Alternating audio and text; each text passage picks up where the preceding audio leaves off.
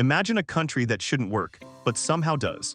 A place where the air hums with laughter even in the middle of a storm, where strangers treat you like family before they even know your name, and where chaos doesn't destroy life, it defines it. This is the Philippines, a nation of 7,000 islands floating in the middle of the Pacific, caught between poverty and paradise, faith and freedom, madness and magic. It's one of the few places on Earth where the lines between joy and struggle blur so beautifully that you can't tell the difference anymore. Here, the streets are alive. Jeepneys painted in colors so bright they could wake the dead crawl through traffic like metal dragons. Vendors shout over blaring horns, selling grilled bananas, fried fish, and dreams. And somewhere in the middle of that noise, a man starts singing not because he's happy, not because he's sad, but because that's what Filipinos do when life gets too real to handle silently. But beyond the beaches and the postcard smiles, there's another Philippines, the one tourists never see. A place where strange rituals still thrive, where people bathe in oil to cleanse their spirits, where crucifixions are reenacted in the burning sun, and where Christmas lasts 4 entire months. A country that holds onto its traditions like secrets, not out of fear of change, but out of pride in survival. And yet, amid all this, there's beauty. Real, raw beauty. The kind that doesn't need filters or fancy lighting. The kind that lives in people's eyes, in the way they laugh when everything goes wrong, in the way they still believe tomorrow will be better even when it probably won't. This is not the glossy, travel poster Philippines you've seen online. This is the one hidden underneath, the real, unpolished, unpredictable heartbeat of an island nation that the world keeps misunderstanding. So buckle up, because what you're about to see will challenge everything you think you know about paradise. This is inside the Philippines' hidden life, where beauty, freedom, and strange traditions collide. Look at a world map and you'll see it, a scattered constellation of more than 7,000 islands, floating like emeralds in a vast blue ocean. The Philippines isn't a country that was built. It's a miracle that somehow holds itself together. Mountains rise from the sea like ancient guardians, volcanoes breathe smoke into cloud-filled skies, and typhoons slam into its coasts every year, yet life here never pauses. The story of how this place came to be is almost as chaotic as its geography. Spanish explorers arrived in the 1500s, claimed the islands in the name of a foreign king, and gave it a royal name, the Philippines, after King Philip II of Spain. Centuries of colonization followed Spanish, American, Japanese, each leaving marks on language, religion, food, and even humor. But somehow the Filipino soul refused to vanish. Every empire tried to mold it, and every time the people smiled back and reshaped the mold instead. Step off the plane and you'll feel that resilience in the air.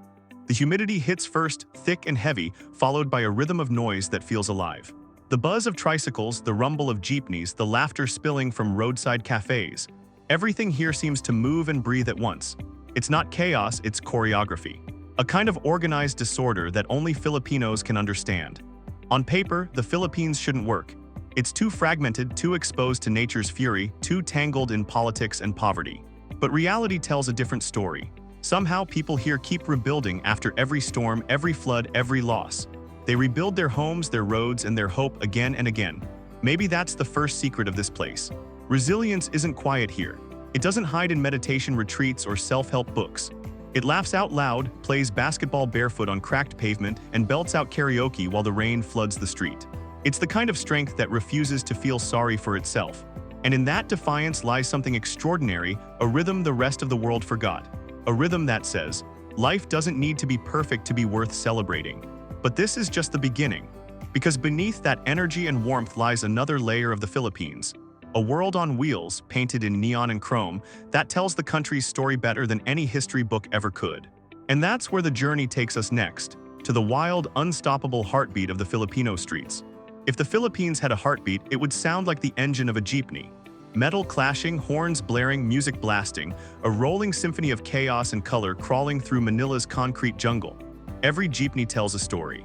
Painted in golds, reds, blues, and greens, covered in chrome angels, saints, or superheroes, each one is an artwork on wheels, a moving shrine to creativity and survival. They were never meant to exist. After World War II, when American soldiers abandoned thousands of military jeeps, locals did what Filipinos do best. They transformed leftovers into life. They cut, welded, stretched, and decorated those war machines until they became something entirely new, a symbol of Filipino ingenuity. But here's the twist. The same symbol that defines Filipino identity is now under threat. Modernization plans are pushing to replace jeepneys with cleaner, standardized minibuses. It sounds good on paper, less pollution, more order. But for the drivers who inherited these vehicles from their fathers and grandfathers, it's the end of an era. Most of these drivers earn barely enough to fill their tanks. They don't own fleets or corporations, they own one jeepney, their family's lifeline. When the government says upgrade, it really means go into debt. When they say modernize, it really means erase history. Every morning long before sunrise, jeepney drivers line up at terminals, wiping down their metal beasts, hanging rosaries from the rearview mirror, whispering a short prayer before firing up the engine. Then the daily ritual begins, weaving through traffic so dense it feels like liquid, squeezing between buses and motorcycles with inches to spare. The air fills with exhaust and Tagalog pop songs. Inside, passengers pass coins from hand to hand toward the driver, shouting "Bayad po," payment please, as if participating in a national dance that has no beginning or end. To outsiders, it might look like madness. To locals, it's movement. The jeepney doesn't just transport people, it connects lives. It's where strangers become friends, where gossip spreads faster than Wi-Fi, where laughter cuts through Manila's gridlock. But modernization is creeping closer. And every time another shiny, uniform minibus replaces a hand-painted jeepney, a little piece of the country's soul disappears. What the world calls progress, many Filipinos call loss, the slow fading of the noise that once defined their streets. Still, in true Filipino fashion, drivers fight back with humor. You'll see signs on old jeepneys saying modernization only if you pay first, or this jeepney runs on hope. They protest not with violence but with art and sarcasm, turning even rebellion into performance. Because here's the truth, a jeepney isn't just metal and wheels. It's a metaphor for the Philippines itself, loud, colorful, imperfect, and absolutely alive. It may shake, it may smoke, it may break down once in a while, but it never stops moving. And that spirit, that refusal to stop, is what defines this nation more than anything else. But as we move deeper into the country's soul, we start to see something equally powerful, another kind of beauty, one that doesn't roar down the street but quietly conquers the world's stage. Up next, the women who turned the Philippines into the land of beauty queens, and the surprising truth hiding behind their crowns. In the Philippines, beauty isn't just admired, it's worshipped. Every small town, no matter how poor, has its own pageant. From dusty rural stages to glittering arenas in Manila, young women walk proudly beneath the bright lights, cheered on by families who see them as living symbols of national pride. For most countries, pageants are entertainment. For the Philippines, their identity. This is a nation that has turned beauty into an export, a skill, a dream, a global statement. Year after year, Filipinas dominate international competitions, from Miss Universe to Miss Earth, carrying not just crowns, but the weight of a nation that finds hope in every victory. But what outsiders rarely understand is that this obsession with beauty runs deeper than vanity. It's rooted in something emotional, a hunger to be seen, to be celebrated, to prove that a country once colonized and overlooked can still shine on the world stage. When a Filipino wins a crown, the entire country celebrates like it's Independence Day. Fireworks explode, headlines scream, and families cry in front of TV screens. Because in that moment, it's not just her victory, it's everyone's. Behind the glitz, though, lies another story, one that's far more complex. Many of these women grow up in families that can barely afford pageant gowns or training. Some practice their walk in the dark because their homes don't have electricity. Others see pageantry not as glamour but as escape, a way out of poverty, a chance to open doors that would otherwise stay locked forever. And still, they rise. With smiles sharper than diamonds and confidence that could silence a room, they take the stage. They're graceful, yes, but they're also warriors. Because here, beauty is not weakness, it's armor. The global success of Filipinas has also reshaped how the world sees them. To many foreigners, Filipino women are the embodiment of warmth, kind, loyal, radiant. But behind that soft charm lies steel. These are women who run households, raise children, work jobs, and still find time to laugh and dream. What makes them special isn't just how they look, it's how they carry the weight of a nation with elegance and pride. They're modern-day ambassadors of resilience, proof that beauty, when born from struggle, carries power. And yet this admiration hides contradictions. In a society that celebrates women on global stages, many still fight for equality at home. Women lead companies, win international titles, and shape pop culture, but domestic abuse, workplace barriers, and outdated traditions remain real issues. The Philippines worships its beauty queens, yet sometimes forgets the everyday women who live without crowns. Still, change is coming. Slowly, steadily, the next generation of Filipinas is rewriting the script, not waiting for validation, not playing by old rules. They're winning on their own terms, balancing ambition with compassion and showing the world that beauty in the Philippines isn't skin deep, it's spiritual, cultural, and unbreakable. Because when a Filipina walks onto a stage, she doesn't just represent herself. She carries 7,000 islands, millions of dreams, and centuries of survival behind that smile. And while the world watches the shimmer of their gowns, something else glows quietly beneath the surface. The spirit of a country that refuses to fade, no matter how harsh the spotlight gets. But if beauty is the Philippines' most dazzling mask, what lies behind it might surprise you even more. A world where paradise meets poverty, where freedom feels real but fragile, and where life can be both cheap and priceless at the same time. That's where we're heading next, into the illusion of the cheap paradise, and the truth hidden behind the postcard smiles. If you scroll through YouTube travel vlogs, you'll notice a pattern. Every creator calls the Philippines a cheap paradise. $10 a day, live like a king for $1,000 a month, luxury on a budget. And yes, they're not wrong, but they're not right either. The Philippines is one of the few places on earth where you can have breakfast by the ocean, hire a motorbike, and drink fresh coconut water for less than the price of a Starbucks latte. Rent is cheap, food is cheaper, and people greet you like an old friend. But behind that easy, tropical charm hides something much deeper, a country that learned to make beauty out of struggle. Because for locals, what tourists call cheap is just life. That $3 plate of adobo you're raving about, it's cooked by a mother who wakes up before sunrise, sweats through the morning heat, and still smiles when she serves you. That cozy beachfront room you found for $20 a night, it probably belongs to a family who built it by hand, brick by brick, hoping one day tourism would pay for their child's education. This is the secret no travel vlogger will ever show you. Behind every smiling face, there's someone hustling quietly just to stay afloat. Foreigners see freedom here, the kind they can't find back home. No suffocating systems. No rules that drain your soul, no judgment when you live simply. But for locals, that same freedom often feels like chaos. Electricity cuts out randomly. The internet dies mid-conversation. Traffic can trap you for hours in 40-degree heat.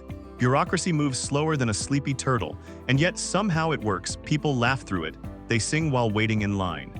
They find joy in the smallest things, a shared umbrella in a downpour, a cheap meal eaten together on the curb, a karaoke night that turns into a block party. Because in the Philippines, happiness isn't a product, it's a reflex. It's what people do when life gives them nothing else. So yes, the Philippines is cheap, but only in price, never in value. The real luxury here isn't comfort, it's community. It's waking up to neighbors who know your name, to friends who check in not because they need something, but because they care. And maybe that's what keeps foreigners hooked. The kind of warmth money can't buy. In cities built for profit, people are currency. But here, people are people. Still, there's another side to this cheap paradise. A fragile balance between opportunity and exploitation. When tourism becomes the country's lifeline, it also becomes its trap. Beach towns grow, but locals are pushed aside. Prices rise, but wages don't. Paradise feeds outsiders first. And yet Filipinos keep smiling. Not because they're blind to it, but because they've learned something the rest of the world hasn't. Bitterness doesn't change reality, but joy makes it bearable.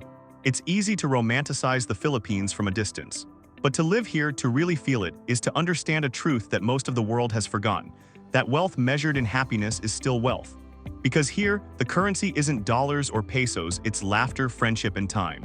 And the more you see it, the more you realize, this cheap country might just be richer than the world's wealthiest nations. But the Philippines doesn't only captivate with its kindness, it shocks with its strangeness.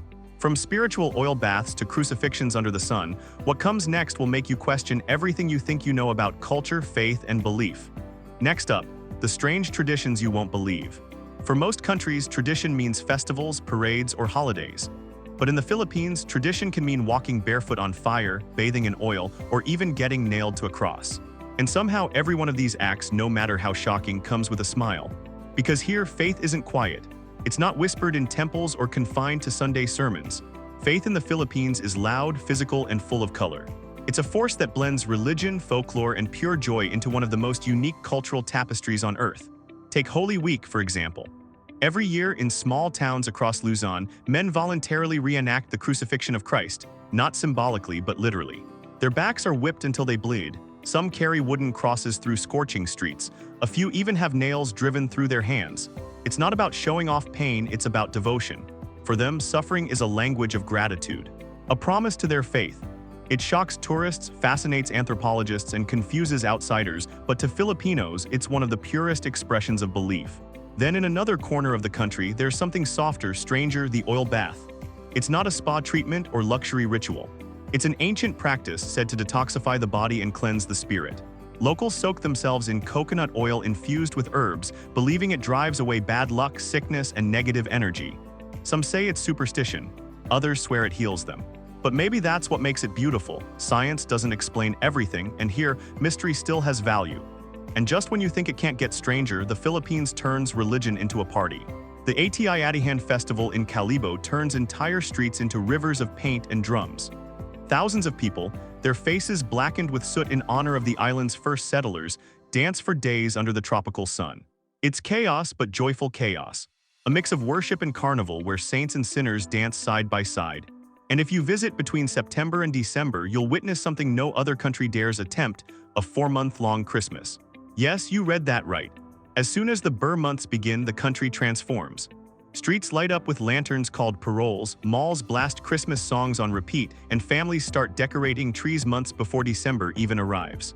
It's not just celebration, it's survival through joy. The Philippines has faced colonization, poverty, and endless storms, but every year it still chooses to celebrate earlier and louder than anyone else. It's as if the nation collectively said, "We've seen enough sadness, let's start happiness early." Even mourning has its own rhythm here. In some rural towns, wakes can last a week, filled not with tears but laughter, stories, and food. It's not denial, it's respect. A way of saying that even in death, life deserves to be celebrated. And maybe that's the secret thread running through all these strange traditions. To outsiders, they look extreme. But to Filipinos, they're reminders that life is sacred only when it's felt deeply. Pain, joy, chaos, calm, everything deserves to be lived fully. Because in the Philippines, spirituality isn't something that exists outside life. It is life, messy, loud, beautiful, and unforgettable. But what truly keeps this chaotic system alive isn't just belief or ritual. It's the unspoken rule that holds the entire country together. A rule that no one writes down but everyone follows. Next, the rules that don't exist and why that works. If you're the kind of person who loves order, straight lines, quiet streets, punctual buses, the Philippines will drive you insane. Because here, the rules aren't written on signs or enforced by systems. They live in people's hearts. You'll see it the moment you land. Traffic lights, more like suggestions, lanes, optional schedules, flexible. Everything looks like it's falling apart, but somehow it isn't, it's alive. In Manila, motorcycles slide between cars with inches to spare. Jeepneys squeeze through impossible gaps. Street vendors set up stalls in places no one's supposed to park. And yet, nobody's angry, nobody's screaming. Everyone just flows. It shouldn't make sense, but it does. Because beneath the chaos, there's an unspoken rhythm, a kind of human traffic law built on empathy. Need to cross a busy street? You don't wait for a green light. You make eye contact with the driver, raise your hand, and step forward. The car slows down, you nod, they nod back, transaction complete. No rulebook, no fines, just understanding. In Western cities, freedom often means isolation. Everyone minds their own business. In the Philippines, freedom feels like trust. You can stop a stranger on the street and ask for directions, they won't just point, they'll walk you halfway there. You can lose your wallet in a small town and it might actually find its way back to you. You can walk into a neighborhood you've never been to and someone will probably offer you food before asking your name. The secret. It's the unwritten rule that everything is shared: joy, pain, laughter, problems. The Philippines runs not on efficiency but on connection. When things break, people fix them together. When someone's in trouble, neighbors step in. When floods hit, and they always do, strangers wade through waist-deep water to help each other. There's no government handbook for this. It's just instinct. And maybe that's why the country survives everything that should have destroyed it by now: corruption, typhoons, blackouts, crises, because when systems fail, people don't. But this no-rule system has another side too, one that's messy and sometimes frustrating. Paperwork can take forever. Public offices move at their own pace. Appointments rarely start on time. For someone used to strict order, it can feel like madness. But if you stay long enough, you realize something deeper, that the chaos isn't laziness, it's flexibility. It's the ability to bend instead of break, to improvise instead of collapse. Because the Philippines learned long ago that the world doesn't wait for perfect plans, it rewards those who can adapt. That's why, despite the disorder, people smile. They've accepted that control is an illusion. And in doing so, they've found something most organized societies have lost: peace. So yes, the Philippines doesn't follow the world's rules. But maybe the world's rules never worked as well as we thought. Because here, kindness replaces protocol. Empathy replaces regulation. And humanity, messy, unpredictable humanity, keeps everything running. That's why even when life feels like one big traffic jam, no one loses their patience. They just laugh, adjust, and move forward. And maybe that's the country's most powerful secret. When you stop trying to control life, life finally starts to flow. But to truly understand what gives this freedom its heart, you have to look at the people who carry it the most gracefully. The ones who turn chaos into warmth and resilience into art. Next, the women who redefine devotion. If the Philippines had a single face, it would be that of a woman, gentle yet unbreakable, smiling through exhaustion, holding a family, a dream, and sometimes a whole nation together. Filipino women are everywhere. They are nurses in London hospitals, engineers in Dubai, caregivers in Japan, accountants in Toronto, and entrepreneurs in Manila. They raise other people's children abroad so their own can go to school back home. They are the country's quiet ambassadors, exporting compassion, patience, and grit to every corner of the world. But at home, they're even more remarkable. They run households like CEOs, balance jobs and motherhood like jugglers in a storm, and somehow still find time to laugh, that unmistakable melodic laugh that says, "I've got this." Foreigners often describe them as perfect wives or ideal partners. But that's the surface view, what outsiders see. The truth is far more powerful. Filipino women aren't submissive, they're strategic. They understand survival better than anyone because they've had to build their lives from uncertainty. Generations grew up watching mothers stretch a day's meal into a week, fix broken things with nothing but creativity, and turn scarcity into stability. That's not fragility, that's genius. Their strength is subtle. It doesn't roar. It doesn't demand. It moves quietly, in the way they forgive, in the way they protect, in the way they keep everything running while the rest of the world loses its mind. And yet, they're not afraid to chase ambition. Walk through any university in Manila and you'll find women leading classrooms, acing exams, launching startups. In boardrooms, they're managers. In politics, they're voices of change. The Philippines actually ranks among the top countries in the world for women in leadership, a fact that surprises people who still imagine Asia as a region of strict patriarchy. It's not perfection, though. Society still carries double standards. Many women still bear the full weight of family expectations, judged by how well they nurture instead of how high they rise. But instead of fighting those expectations head-on, they quietly reshape them, showing that care and ambition can live in the same person. And when it comes to love, Filipino women approach it differently. They don't fall fast, they build slowly. They value loyalty over luxury, connection over comfort. That's why so many cross-cultural relationships here actually work. The bond isn't built on fantasy, but on patience. They want partners who match their heart, not just their wallet. Because love for them isn't about escape, it's about expansion. It's about taking the joy and strength they've always carried and sharing it with someone who truly sees it. That's also why when they leave the country to work abroad as nurses, nannies, or professionals, they never really leave emotionally. Every paycheck they send home is a love letter. Every video call, every parcel filled with chocolates and toys is proof that devotion doesn't need proximity. And maybe that's what makes them the spine of the nation. While governments change, economies stumble, and storms hit, it's women who keep the Philippines standing quietly, gracefully, endlessly. So yes, the world may know them for their beauty. But those who look closer realize something far greater, their power, the power to endure without bitterness, the power to nurture without weakness, the power to love fiercely even in chaos. Because in a country that breaks rules, survives disasters, and celebrates life louder than anyone else, it's the women who remind everyone what true resilience looks like. They don't just redefine devotion, they embody it. But if you think that warmth and strength are where the story ends, you're wrong. Because the next chapter takes us into the beating heart of Filipino joy, the sound that refuses to die no matter how hard life hits. Next, life, laughter, and the karaoke gospel. If you want to understand the soul of the Philippines, don't look at its politics, its beaches, or even its history books. Go out at night, follow the sound of music echoing through the warm, humid air, and you'll find it. Karaoke. In the Philippines, karaoke isn't just a pastime. It's therapy, it's confession, it's religion. Every street, every alley, every small town has at least one microphone, one speaker, and one brave soul singing their heart out, sometimes beautifully, sometimes horribly, but always honestly. It doesn't matter who you are, a student, a taxi driver, a CEO, or a farmer. Once the mic is in your hand, everyone is equal. The guy belting out an off-key love song might have just lost his job. The woman nailing a Whitney Houston ballad might be celebrating her child's graduation. The old man whispering a love song in Tagalog might be singing to someone he lost decades ago. Here, music isn't about talent, it's about release. It's how Filipinos deal with pressure, heartbreak, boredom, and even national crises. When the power goes out during typhoons, and it often does, if people pull out guitars and keep singing by candlelight. When tragedies hit, songs turn into prayers. When life gets too hard, karaoke becomes a rebellion against despair. It's not just singing, it's survival with melody.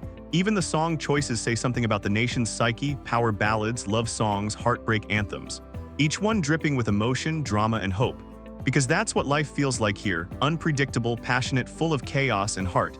And it's not only karaoke. Music pulses through every part of Filipino life. Street kids sing while playing basketball barefoot. Vendors hum love songs between sales.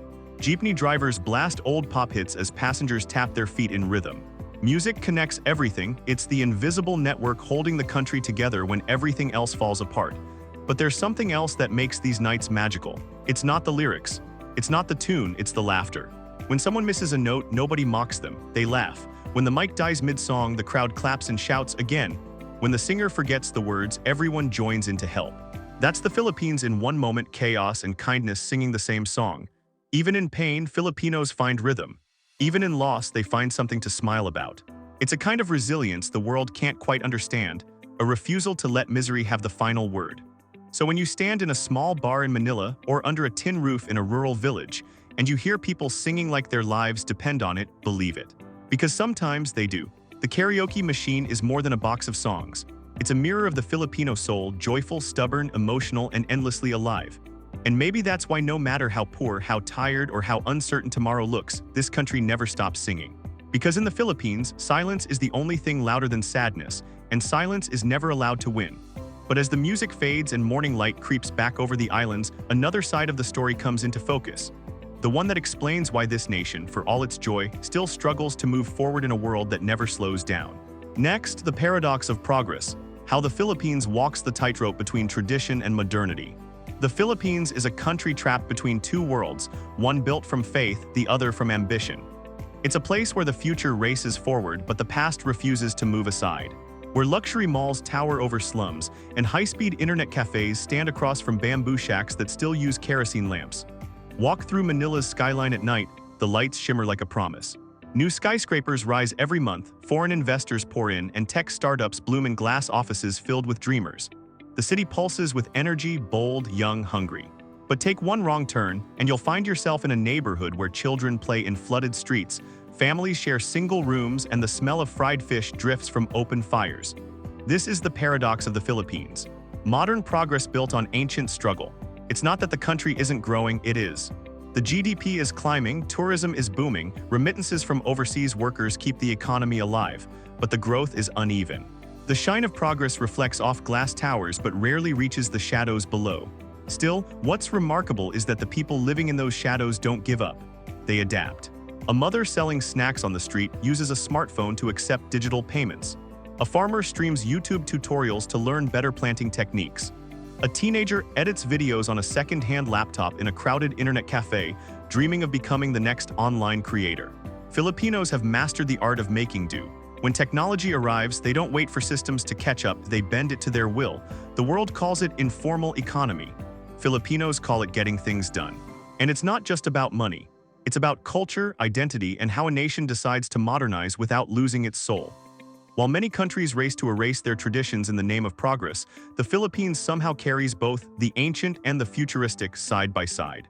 Here, you can attend Mass in a 400-year-old stone church in the morning, grab bubble tea in a neon-lit mall at noon, and watch a TikTok dance performance at night. You can ride a jeepney built from post-war scrap metal, then pay for it with a QR code. It shouldn't work, but it does. And maybe that's what makes this country fascinating. It doesn't reject its contradictions, it embraces them. Because in a world obsessed with clean lines and perfect systems, the Philippines has chosen chaos as its identity. Yet even chaos evolves.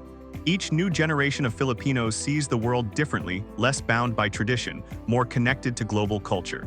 They speak multiple languages, code apps, travel abroad, and come home with ideas that clash beautifully with their parents' old values. The result? A country constantly reinventing itself, yet somehow staying the same at its core. Of course, not everything is poetic. Corruption still eats away at institutions. Bureaucracy slows innovation. Millions still leave the country to find better lives abroad, sending money back home to families who wait and hope. The brain drain hurts, but it also connects the Philippines to the world in ways few other nations can match. Every departure becomes a bridge, a new link in a global Filipino network that stretches from New York to Dubai to Rome. And through those bridges, the Philippines keeps moving, not always forward, not always smoothly, but always moving. So yes, the country is flawed. It's imperfect, unequal, and unpredictable.